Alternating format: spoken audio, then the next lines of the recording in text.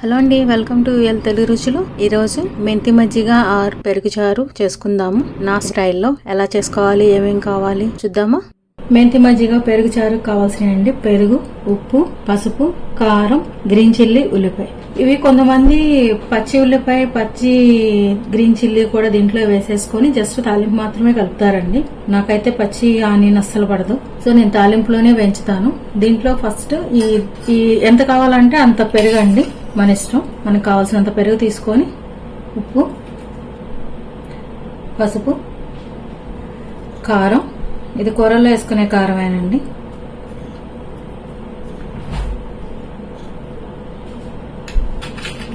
తాలింపుకి నేను నూనెతో పాటు బటర్ కానీ నెయ్యి కానీ వాడతానండి.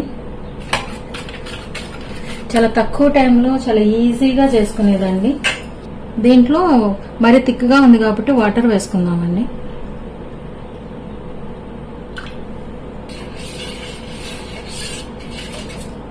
ఇది బాగా మిక్స్ అయిన తర్వాత ఉప్పు కారం సరిపోయిందో లేదో ఒకసారి చూసుకోవాలండి. ఇక్కడ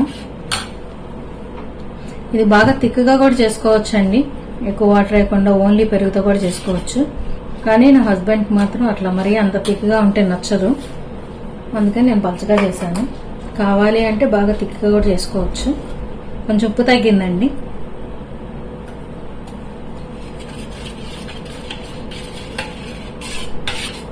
ఇంకా దీనికి తాలింపు పెట్టుకోవడమేనండి. తాలింపు పెట్టుకుందాం. కొంచెం బటర్ వేసానండి అండ్ కొంచెం ఆయిల్,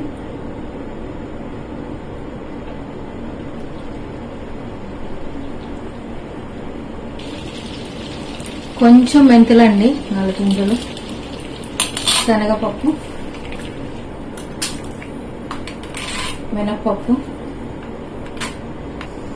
ఆవాలు, జీలకర్ర,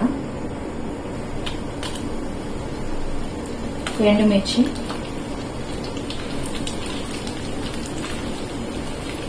బటర్ వేసాం కదా అందుకనే నురుగు వస్తుందండి.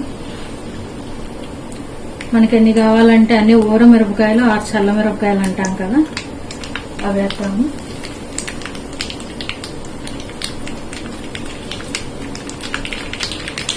అండ్ ఉల్లిపాయ ముక్కలు, పచ్చిమిర్చి.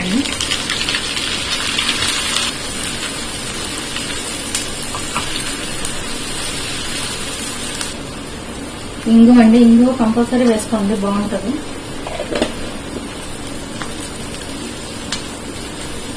పెరుగు మిగిలిపోతూ ఉంటుంది కదండి, అలాంటప్పుడు ఇలా చేసుకుంటే కర్రీ కింద పనిచేస్తుంది, పెరుగు అయిపోతుంది. ఇది చాలా మందికి తెలిసే ఉండొచ్చండి, తెలియని వాళ్ళ కోసం నేను ఇలా చేస్తుంటాను నా స్టైల్లో. అండ్ ఉల్లిపాయ సరిపోయేంత ఉప్పు అండి, ఇక్కడ చాలా కొంచెం వేసుకోవచ్చు, ఆల్రెడీ మనం పెరుగులో వేసాం కదా. బాగా పచ్చగా కావాలి అనుకునే వాళ్ళు తాలింపులో కూడా ఇంకా పసుపు వేసుకోవచ్చు అండి. పరోటాలకి వీటికి పెరుగు తింటారు కదండి, అది అలా కూడా తినొచ్చు.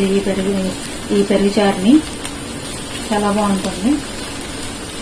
కరివేపాకు కూడా వేసుకోవాలండి, ప్రస్తుతం నా దగ్గర లేదు, బయటకు వెళ్ళడానికి అవ్వట్లేదు. చాలండి, ఇంకా స్టవ్ ఆఫ్ పెడతాము. ఈ తాలింపుని మనం పెరుగు చారులో వేసుకుందాం. మెంతి మజ్జిగలోకి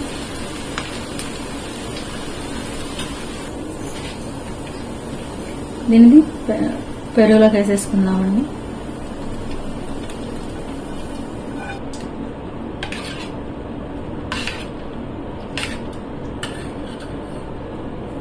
అంతే అండి, సూపర్ టేస్టీగా ఉండే మెంతి మజ్జిగ ఆర్ పెరుగు చారు రెడీ అయిపోయింది.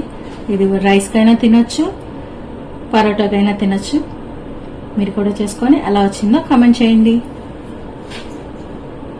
Thank you for watching this video. If you have any suggestions, please comment down below and don't forget to like, share and subscribe.